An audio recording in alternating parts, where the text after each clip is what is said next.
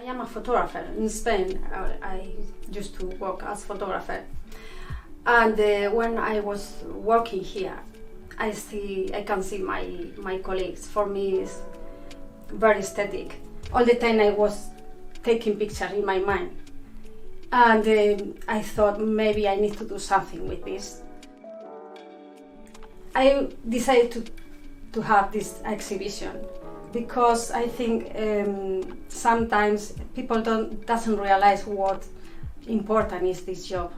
Sometimes people, they know cleaners are there, but they don't realize, because when you go to your office, for example, and you finish your job, you go home, and the next day when you go to your office is clean, tidy, but you don't think how happened that.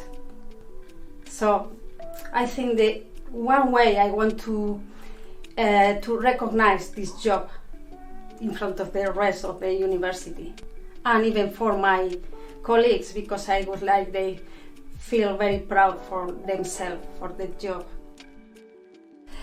I call Unobtrusive Impact because I think our job is like that. So we do our job, we are there always, but if we don't go there, then it's very obvious we are not there. So we do an unobtrusive impact.